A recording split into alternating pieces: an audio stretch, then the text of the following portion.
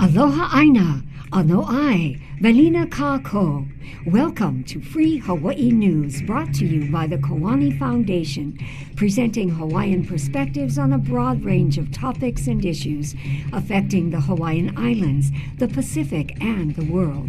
Your hosts for Free Hawaii News are Leon Kaulahau Siu, musician, composer, diplomat, and political analyst, and Hina Lei Moana Wong, Kumuhula, filmmaker, cultural and Hawaiian language preservationist, and community leader. And now, Free Hawaii News. Ano ai ke aloha ia kākoa pauloa e ko Hawaii nei pai aina. O wau no ke ia o Kumuhina. Aloha, and my name is Leon Kaulahau Siu, and we're very pleased that you've joining us for this episode of Free Hawaii News. Mahalo for joining us. E Leon, oi kanaka holo holo maoli no i oi. Ai hea kunei oi I holo holo ai, where did you go? Tell us a little bit more about these recent travels that you've been on. All right, I will. In the month of September, I took a trip to America as well as to Europe. I went to attend two meetings at the United Nations in America, in New York. I went to visit the UN General Assembly the opening of the General Assembly, which occurs every September in New York. And that's a big elaborate thing where leaders from all over the world come and they make their speeches and things like that.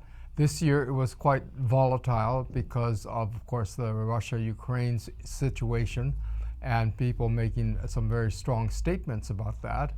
And so I was there in New York at the UN, actually in my office across the street from the UN, and listening to the debate that was going on, the presentations.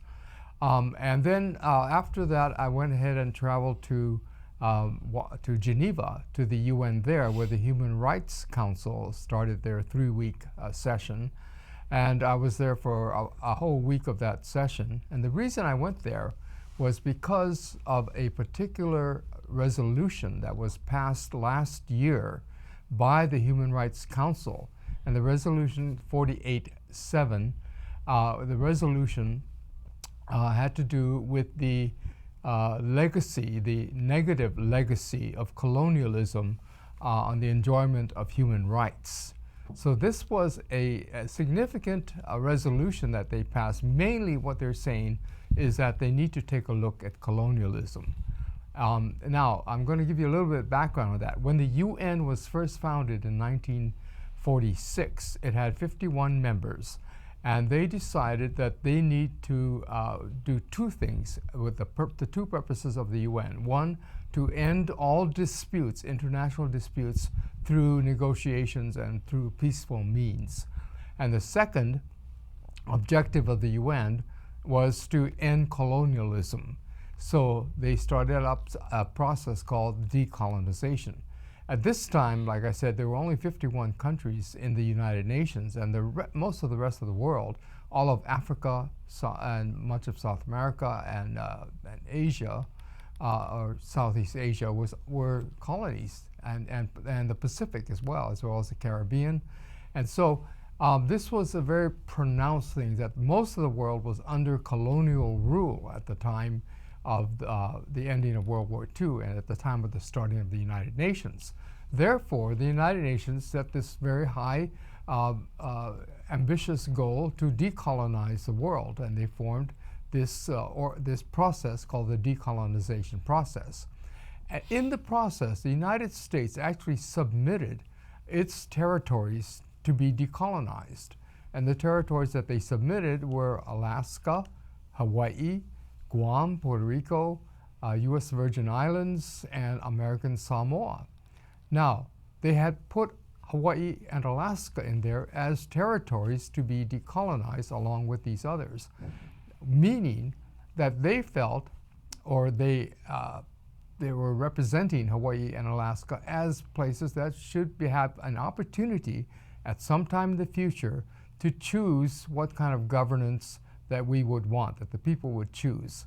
And the whole idea of decolonization was to get the controlling countries, what they call the administrative countries, to prepare their colonies or their occupational territories to prepare them to become independent, or to actually get to the point where they can choose whether or not they want to become independent. So since the founding of the UN, there were about 100 countries that were placed on the list of non-self-governing territories to be decolonized. Like I said, Hawaii and Alaska were part of that.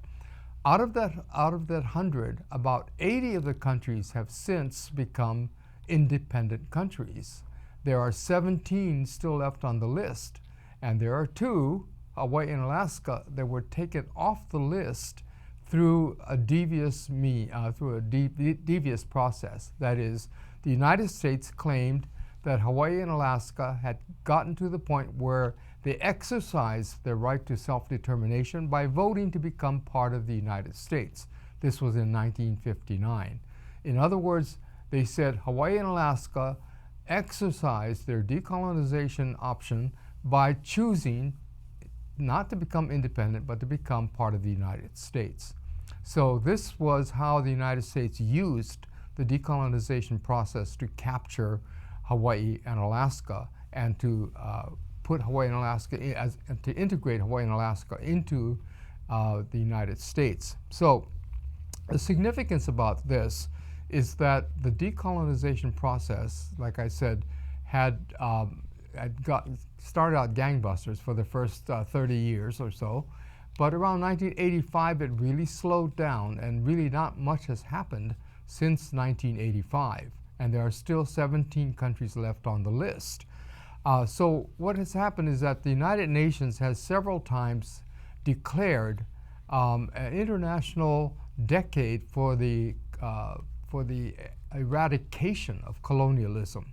In other words, they were saying, yeah, we got to end this colonial relationships that's going on among countries. But coming back to the Human Rights Council, when I was there in September, there was a debate over the negative legacies of colonialism, which is the first time a debate like this has happened at the UN in many, many years. So it was significant, because what they're saying is that colonialism is not over, and it still needs to be addressed. And so we were there to help to listen in, as well as to help to promote some actions that would actually end colonialism. Hawaii was never colonized. We avoided that thanks to us being recognized as a sovereign nation in 1843. But we were actually colonized in practical terms when the U.S. took over Hawaii. And I say colonized meaning we're under an illegal occupation, but they've treated us as a colony, and then put us through a decolonizing system which we didn't belong to. So our issue with the United Nations at this point is to have them recognize the fact that they made a mistake in treating Hawaii as a colonial country and running us through a colonial process in which we had no business to be in. So this is the significance of what's going on right now, that the United Nations is finally beginning to address the issues of colonialism on how to eradicate it, how to put it to an end. Colonialism, when we speak about colonialism, there is a level that you referred to, and I believe that it's the actual mechanism, our physical existence through occupation, and how that impacts us at the level of the government. For example, we have the United States government, which now is at the top of the pecking order, the state of Hawaii government, and the lower city and county governments. And that's one level. Another level of colonization, however, as many of our people might really be able to identify with, is that emotionally, mentally, and spiritually, we've been also greatly impacted by this occupation. So it's not just our physicality, Right. It's not just our existence, it's not just the rules that we have to play by, but it's the psychological Right. impact Yes. that we've endured all this time. Yes. And so part of the education that this program helps to put out there is to really talk about these things, you Right. know? So I'm really happy that you brought this up, because if we don't talk about this, and if all of you aren't really trying to take a break and listen to, you know, the manao that's been shared, we really may not see, just as a community and as a people, just how important this topic is, and just how critical it is for us as a people under our rightful country that can be reinstated and put back into effect. How we go about doing that and how we go about supporting that. Unknowingly, we have our minds have become colonized. Yes. And our biggest challenge in our nation today, in our Lahui, is to decolonize our minds. Stephen Biko, who is a great South African activist, said at one time, the greatest weapon of the oppressor is the minds of the oppressed. In other words, if they can control how you think of yourself, Very if much you so. think of yourself as a slave, Yes. then you are a Yes. slave. And so, so if we think of ourselves as being occupied or being Americans, then Yes. we are that. Yes. And so we need to start to free our Yes. minds and Yes. start to think of ourselves. We're not occupied. Again, we go back to what Haunani K. Trask Yes. famously proclaimed on We are not we are not Americans. We are not Americans. That is so true, Leon, because in order for us to even be able to consider the pathways ahead of us, the ramifications of what we choose, we have to be able to not only realize, but reinvigorate and reinstate our national identity. Yes. So when you and I here on camera, when we say one of us is going to America, we know exactly the continent, we know that destination, but how we recognize and how we acknowledge that place is key, Yes. because that reminds us how we are supposed to feel about going there. So you just came back. I'll be heading to the continental US, otherwise known as America. I will be heading there soon as well. But again, as a part of our own internal, personal decolonization process, we have to remember where our pico is Aye. and where the core, our heart, lies. And so for any and all of you staunch Hawaiians now, that's not only ethnic Hawaiians, but other island folks, as well as foreigners who come from away, if you love and support Hawaii, we must absolutely consider, what would Hawaii be to all of us if we had a different political reality? And I would dare say, before we walk away from this situation, from this discussion, that some people think that decolonization and not being under U.S. governmental control, it means that we're not friends with them. It means that you totally got to get out. It means that you're now the enemy. That's not what is really meant. What it means is political power and political control. What do we get to control? Do we get to control our borders? Or do we simply allow anybody and everybody to come over here and park it wherever they want? Do we allow, when it came to the COVID time, were we able to shut down our borders as the rest of the Pacific Island countries did? No, we weren't. We are subject to so many different things under our current political status that our people don't really realize. It's more detrimental, I believe, because we're no longer self-sustaining. Yes. Hawaii can no longer provide for our people, and we are beholden to everything that the U.S. wants us to Yes. do. So, great food for thought, yes? Yes. Yeah. Yo. After New York, before I went to Geneva, I went to Boston for the opening of a film called The Wind and the Reckoning. And this is a film that was shot completely in Hawaii during the COVID period. And it was shot completely by Hawaiians and or Hawaii-based filmmakers and crew, as well as actors. And lo and behold, it actually won about 7 of the awards: best film, best director, best cinematography, all of that, and it was really well received. And it is a story that is very, very poignant, as well as very, I would say, very pertinent to us today, because it's a story of Ko'olau, who had resisted being shipped off to Molokai, to Kalaupapa. In 1893, he was discovered to have leprosy, and of course the government wanted to ship him off to Kalaupapa, and he resisted, and he and his family, his wife and his son, escaped up into the mountains of Kalalau. Oh. And they resisted being arrested, although the U.S. or at that time the provisional government and then the Republic of Hawaii sent numerous groups to come and go and capture him, including the National Guard at one time. But he resisted, or he evaded capture, and eventually the authorities gave up trying to capture him. And so he died in peace in the mountains at Kalalau. And his son died as well from leprosy.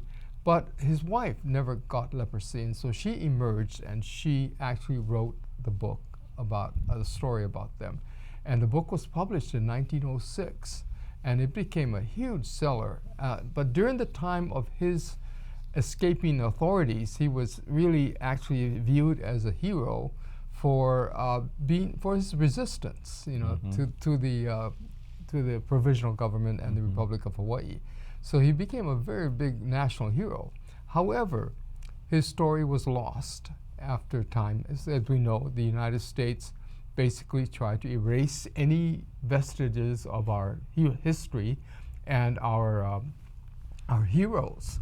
And so his story was lost until fairly recently, when the story was, I think 2001 or something like that. The story was translated from the original Hawaiian into English, and people started reading it again. And so even now the story is out of print, but we're looking to have it reprinted. But The Wind and the Reckoning is the story of this one man's and his family's resistance to a draconian rule set by people who wanted to stop a pandemic. And so it's a very inspiring story, and it really touched the hearts of many of the viewers in Boston. And it has, and every time it's shown in various places. It's going to make its debut this month, November, at the Hawaii Film Festival. So for those of you who are interested in seeing this wonderful, wonderful film, please make it a point to attend that at the Hawaii Film Festival. I can't wait to see this film, and what I really hope, Leon, is that as more of these films become available, as our people tell more of our stories and tell more of our history, and not only telling our history, but perhaps consider telling our history in our language. As we were talking about films, I want you to talk a little bit about yours, about Well, Kapai Mahu. Mahalo. Yes. Yes. My film, when I say my, not only me, I collaborated with my team, and we call ourselves Kanaka Pakipika, when it's the three of us together, when we are producing and directing a project. So it is myself, it is Dr. Dean Hamer, and Joe Wilson. And my friends Dean and Joe live on the North Shore of this island of Oahu. And I shared with them when I first met them back in 2010. They thought my life was interesting, and so they asked if they could follow me around. And that's how the Kumuhina film came about. So during that journey, and in sharing not only about myself, but about some of the larger understandings of Mahu, and that my understanding of that word that is all too often used inappropriately by Kanaka, other Kama'aina, and Malihini Haole alike.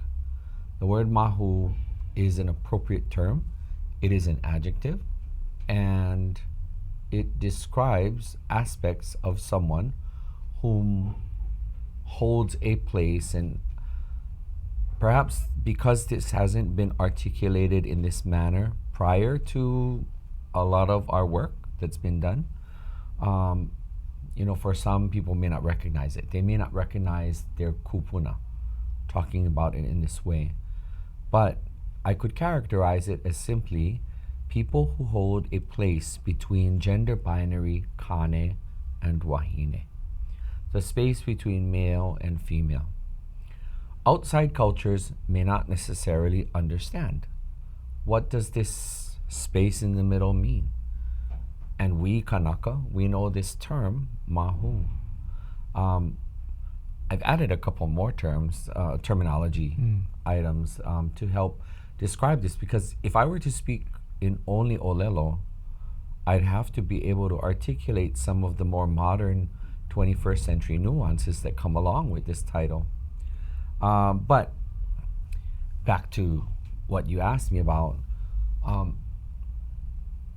we worked on a film. The first one was a short film, which made the top 10 for an Oscar nomination for Best Animated Short Film in 2020. Oh, wonderful. Yes. That was a great honor to even make it to that. And I never ever imagined that it would go to the top 10 nomination for an American Oscar award. The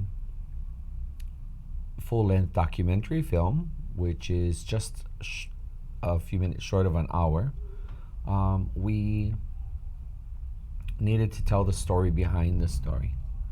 And we wanted people to know a little bit more about what is this concept of mahu, and how could we have the story of 4 miraculous healers. They came with great ability, and they came with the great capacity to heal.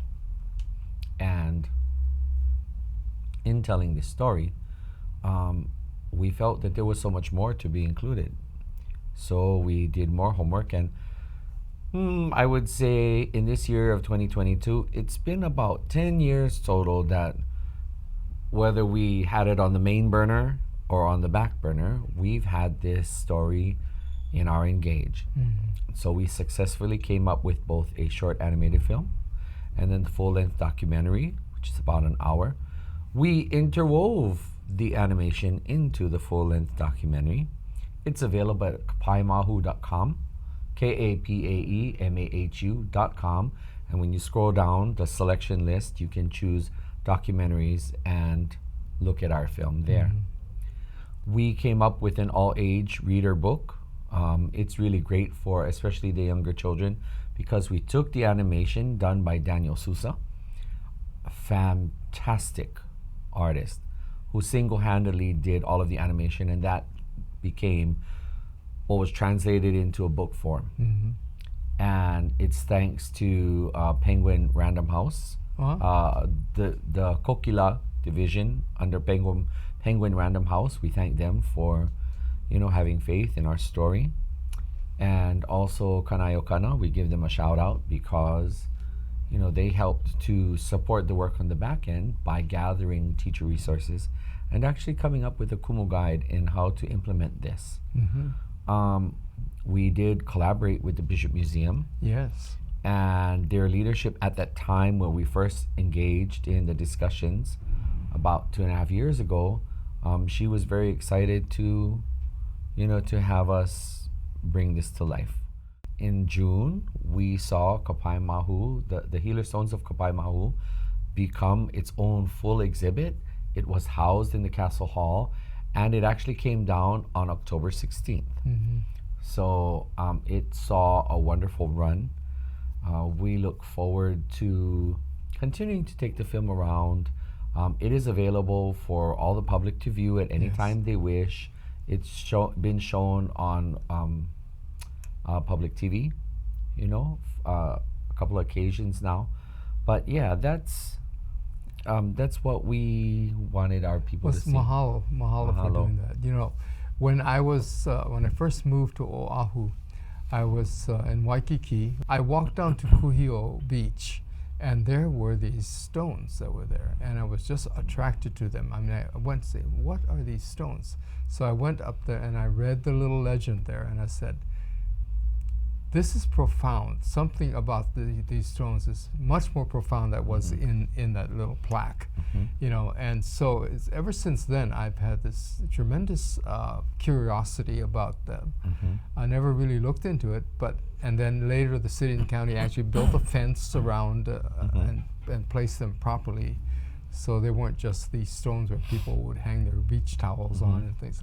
But I always thought that this was really special. Can you tell us a little bit about those stones?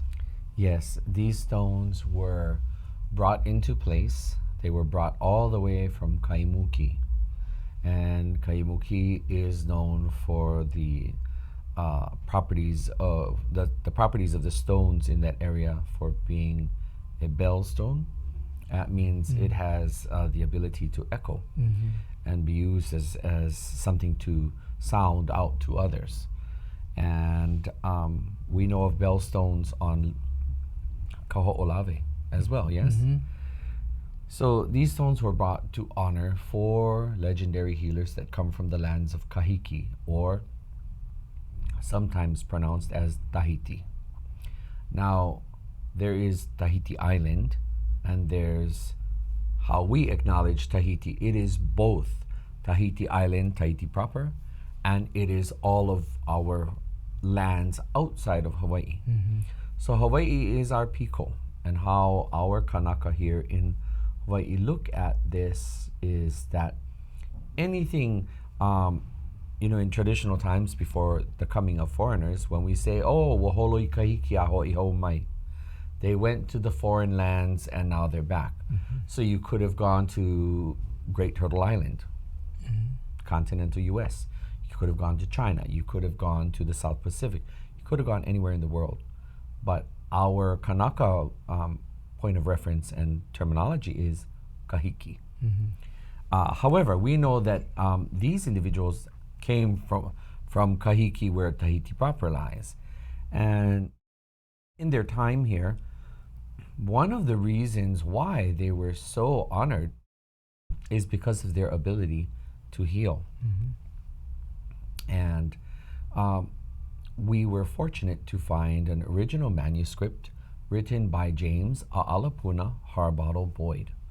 This manuscript was produced after the story was shared with A'alapuna by Queen Lili'uokalani, and as she had shared it with her sister, Princess Miliama Likelike, and her daughter Ka'iulani. So in this circle, and of course clearly amongst the Ali'i, they knew of this story.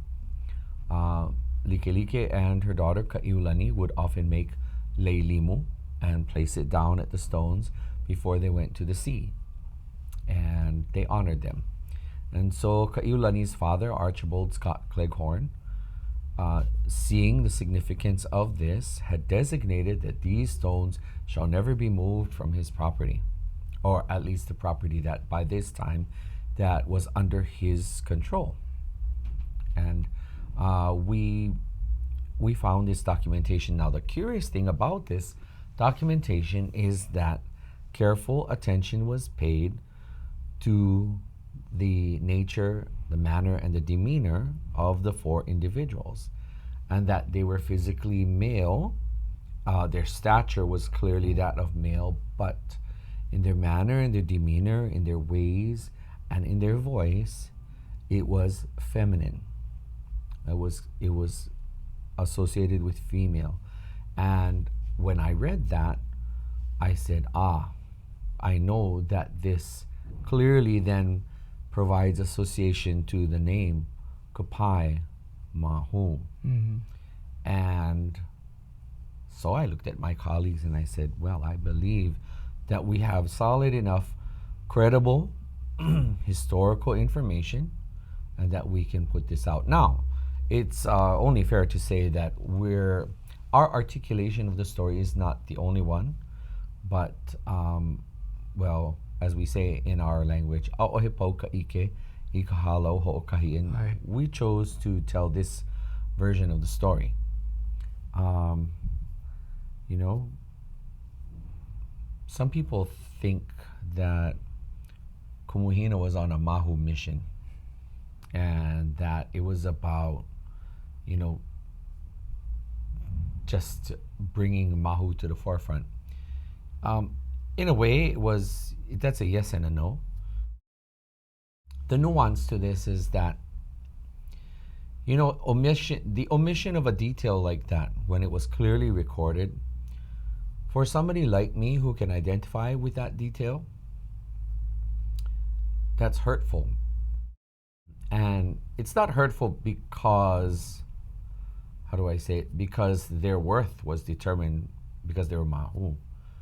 But their capacity to heal and their wondrous ability is attributed to the fact that they harness internally, mentally, physically, emotionally, spiritually. They harness mana of Kane and Wahine in one body. And anybody out there in our viewer audience, if they are Mahu and if they know Mahu, they'll understand what I'm talking about. We all have duality within us, but for those of us who have a little bit more and it's more pronounced to the degree that we are acknowledged as Mahu, in a Western construct, it's about sex and gender. It's about the physicality of it all. My understanding of our culture is that that's just really a shallow way of looking at it. For me, being Mahu, you know, and I hope that us telling this story helps to raise the level of dignity and reinstate the word Mahu to its rightful place where it can be spoken of naturally and our place is simply acknowledged so that we don't have to make a big deal about it. But Mahu is, for me, being Mahu is a blessing. And these four healers were a great blessing to the people of these islands coming from our ancestral homelands in the south. And so we honor them. And now we'd like to welcome a longtime friend, comrade, and colleague, a fellow Aloha Aina patriot, and someone who dedicates his time, his energy, and his effort to what he can do to contribute to uplifting our Lahui. Let's welcome Andre Perez. Aloha Hina, aloha Leon, good to see you. Mahalo for having me. First of all, Andre, what is your organization, Huli, and what does it do? Huli is an organization that we started in 2016 with the intention of building nonviolent direct action training capacity and action support here in Hawaii. The idea was to bring capacity to train our own people in nonviolent direct action, in community organizing, in media tactics, and in overall organizing to bring people together to build power, to represent the Hawaiian community and our interests towards social justice. Tell us a little bit more about nonviolent direct action and how is it different from other forms of political action? Nonviolent direct action is, I would say, the epitome of utilizing tools, techniques, methodology in analyzing injustice and formulating solutions to confront that injustice and to intervene, utilizing community-based organizing and people power to create an intervention that confronts injustice and builds people power to shift and leverage the injustice towards justice, towards something positive for the people, for their desires, for the outcomes that the community needs for their own well-being, health, and safety. How and where did you get trained to do this? My introduction to nonviolent direct action really came through an organization called Indigenous Peoples Power Project, or IP3, which at the time was an arm or an extension of an organization called the Ruckus Society. And the Ruckus Society really were one of the pioneers of nonviolent direct action training. And Indigenous Peoples Power Project was the indigenous arm of Ruckus Society, and they were focused on training indigenous or so-called native peoples, Aboriginal peoples in these skills, these organizing and analytical skills of nonviolent direct action. So I was invited in 2015 to attend a training in Colorado. I went there with a friend, Ilima Long, and we learned the basics. And for me, I've carried on my learning through multiple trainings, whether through action camps, through Greenpeace, Ruckus Society, Iraq Vets Against the War, Mosquito Fleet, just, attending different trainings in the States to sharpen the skills, sharpen the knowledge, so that we can bring that knowledge back to Hawaii and share it with our people. Because I believe that nonviolent direct action is not just chaotic protesting, that label that people get through activism. Nonviolent direct action operates from philosophy, from theory and methodology, very well thought out approaches to analyzing power and how to address it. And so I've been fortunate to train with what I believe are some of the very best practitioners of these techniques, and be able to bring it back to Hawaii and build capacity so that we can teach our own people how to stand up, how to fight back, to protect the health and well-being of our communities. Why did Huli decide to hold Hawaii's first ever nonviolent direct action camp? It was always a plan and a dream to have our own nonviolent direct action camp here in Hawaii. Of course, the main idea is we want to have our own capacity to train our people and not have to travel and spend money to go to the States. We want to be able to maximize the efficiency of training by having our own capacity here in Hawaii and training our own people. So it's something that we've been planning for years, working towards, sharpening our skills, preparing to teach, building relationships to have support for the training and teaching. And it was timely, of course, coming off the Mauna Kea occupation, and then subsequently Red Hill aquifer contamination happens with the US Navy. And we just kind of felt a sense of urgency that we need to get our community prepared to protect our land and water, to protect ourselves.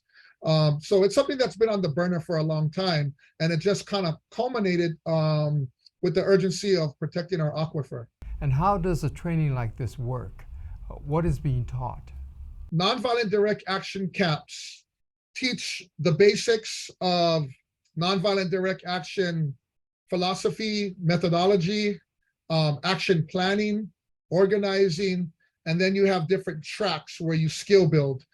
Some of those tracks include action art, where participants learn how to use low-tech, low-budget, but high visibility, high impact visuals for messaging and narrative. So creating art that conveys our messaging rather, and creating art using things that are found in the community, like at Home Depot and at the Fabric Mart. So creating banners and signs that are low tech but high impact, really powerful approaches utilizing art skills, whether it be screen printing, block printing, hand painting, etc. Some of the other tracks include media. So media skills are taught, teaching people how to shoot video, how to edit video, how to get your video up quickly to social media platforms with clear crafted messaging that's designed to convey powerful impact, to motivate community response, and to inform the community about what's going on in a clear, concise way. Other tracks that have been taught in the past have included things like rope climbing, focusing on utilizing kayaks and things to form, to do work on the water, and stuff like that. For our action camp, we focus mainly on media and community organizing. Additional things that are taught in a action camp are really how how to bring people together and how to work together in a cohesive way to organize and plan actions, to think through the strategy, the tactics, the optics, and to really put together a plan to maximize impact to the community, especially when you're trying to blow up an issue and bring about community awareness. So action camps kind of teach all of these skills. It's just really about organizing and bringing people together and keeping them cohesive towards an objective and a desired outcome. Was this camp greatly attended? What kind of numbers did you have in attendance? It was a small, tight one. We wanted to keep it close to people that we had relationships with, that we have worked with in the past. And the idea was to build a ground foundational team towards, or with the intention rather, to hold more action camps and bring in the broader community. So for this first action camp, we had about 35 participants that were really connected to us through Pilina, through relationships, people that we've worked with or that we've been working with. And the idea was to get them as a foundation so that when we hold future action camps, they can in turn become teachers and support the action camp, and we can broaden the number of participants and invite more people, but have the proper capacity to host and teach efficiently. So this first camp was kind of tight, but it was towards a bigger vision of hosting bigger camps in the future. You did something very unique for this camp. What was it? One thing that we did that was sort of unique, you don't see hardly at all, is we had a training track called Tactical Media, and it was really utilizing the power of the cell phone, teaching people how to use their phone. These new smartphones have a lot of power, good video cameras, the ability to edit, to utilize apps, to edit video, to add voiceovers, to add music, and get carefully crafted messages up to social media platforms quickly and efficiently. In all of my time attending different action camps, I've never seen a tactical media track. There may have been a few out there, but they're not common. So the idea was really to empower our community with an understanding of messaging and narrative and storytelling and how you can use your cell phone, something that you have available to you every day, to do that in a powerful way. The idea is to launch and create a network of conscious, engaged Aloha Aina tactical media folks to support movements and issues in their community.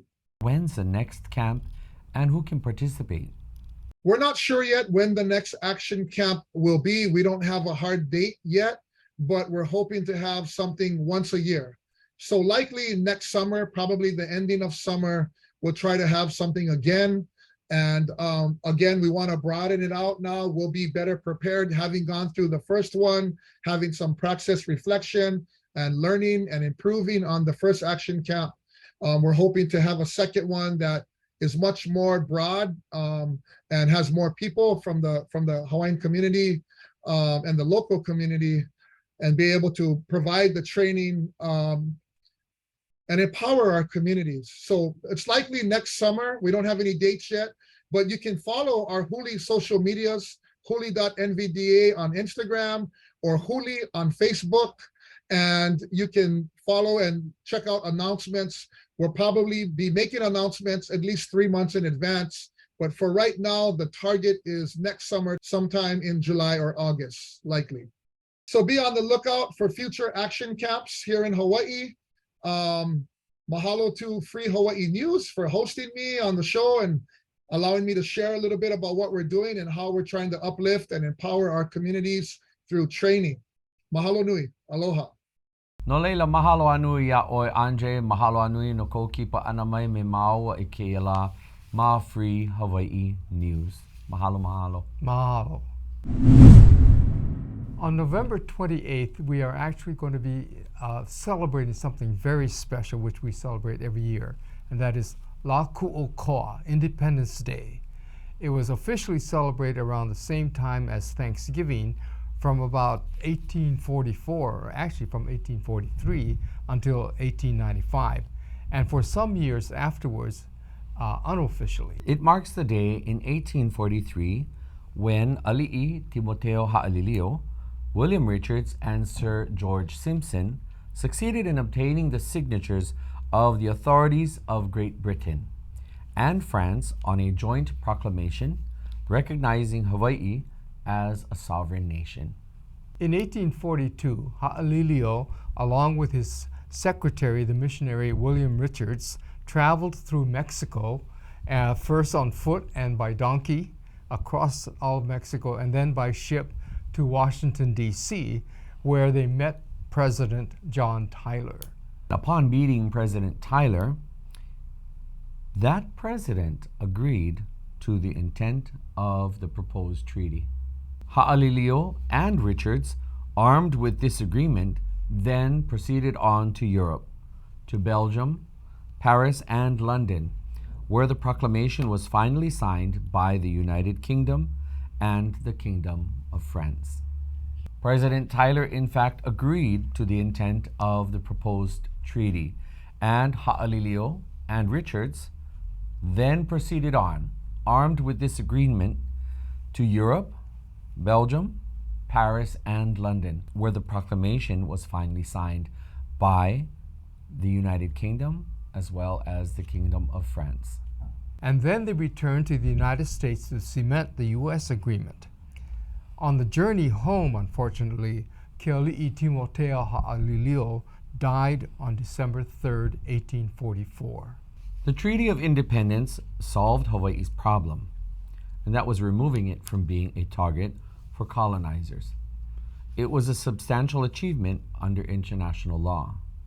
This achievement was recognized by the government of the kingdom through the official celebration of La Ku'oko'a for the next 50 years.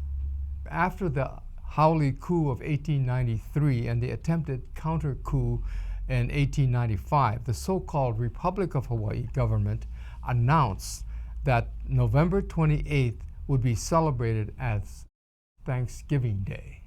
Kapo'i Aloha Aina, the thousands of Kanaka Maoli opposed to the illegal Haole government were incensed. They ignored the government's orders and held celebrations of La Ku'oko'a anyway. And at those gatherings, they told the story of Ha'alilio's journey and significant achievements.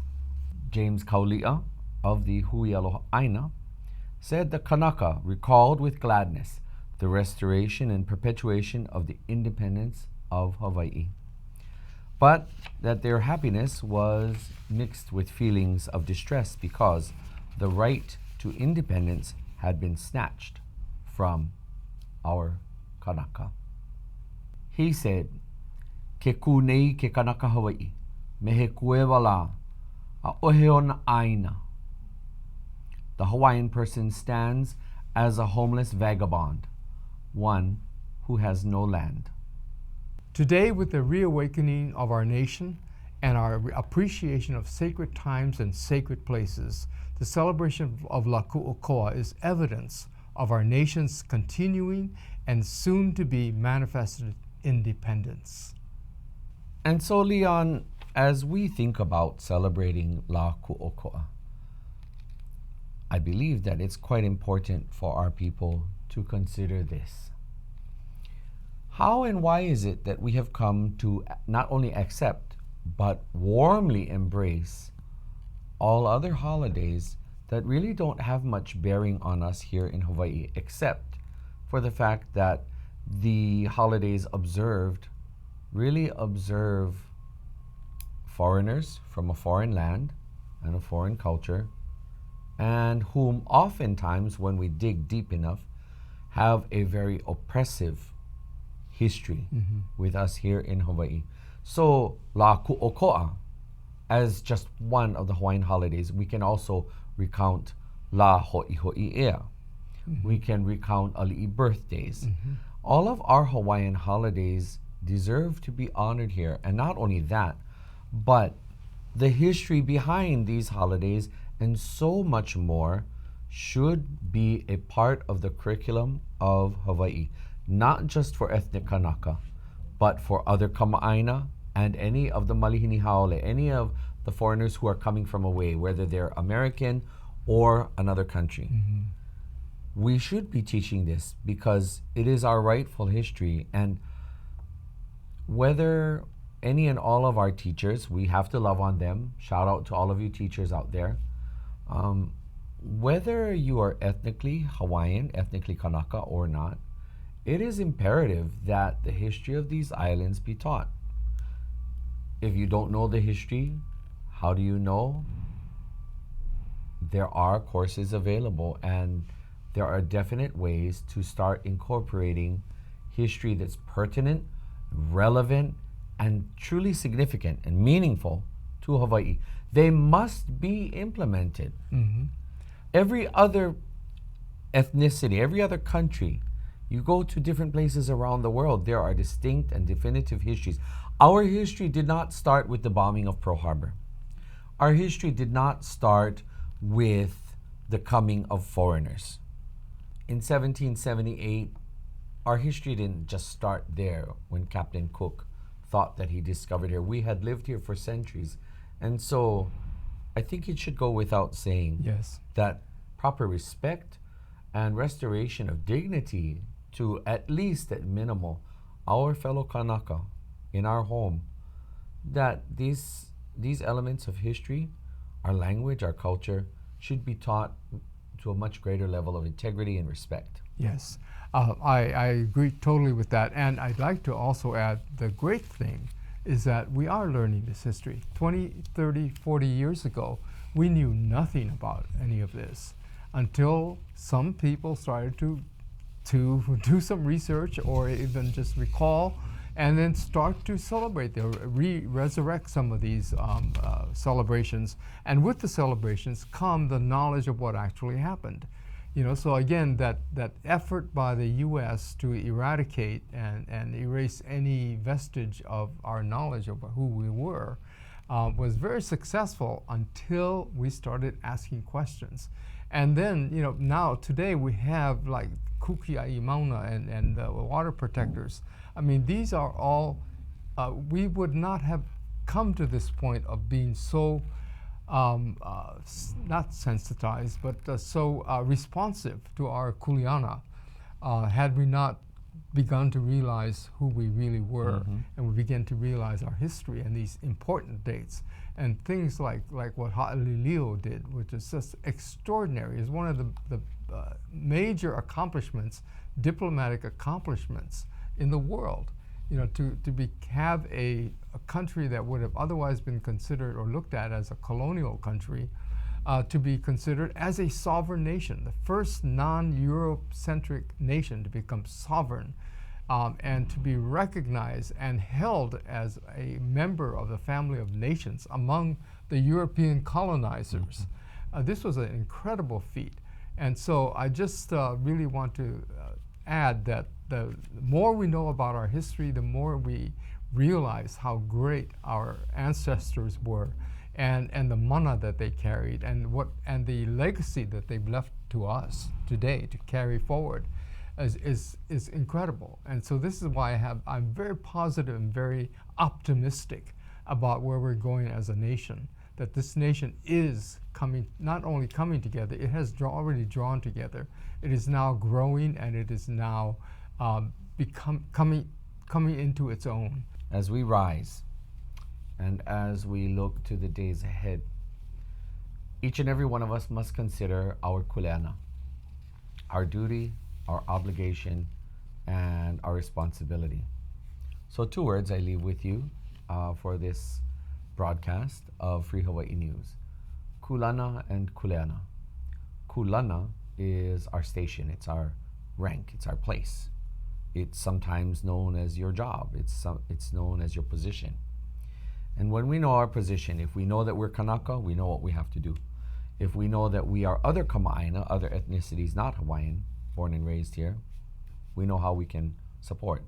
And if we are Malihini Haole, we also know by this understanding what should we do to support not only Kanaka in our own homeland, but a Hawaiian Hawaii. And the kuleana then becomes what is our duty, obligation, and responsibility when we know all of our respective roles? What then is the job that we must do, and how can we go about the business of doing it? Mahalo for joining us on this episode of Free Hawaii News. We really appreciate your listenership and your viewership, and we're going to be back again with another show next month. Ano leila mahalo anu ia oko. E ke anaina o ko Hawaii nei pai aina. Mahalo no ke ia launa ana. Ahui hau kako. Aloha. Aloha.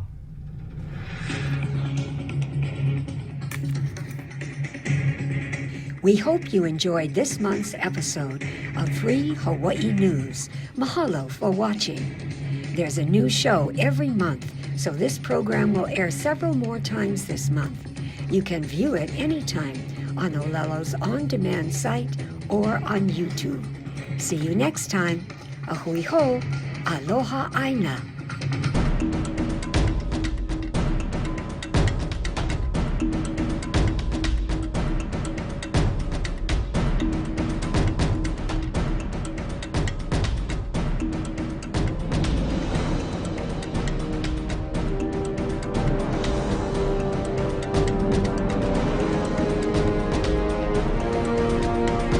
The Free Hawaii Broadcasting Network.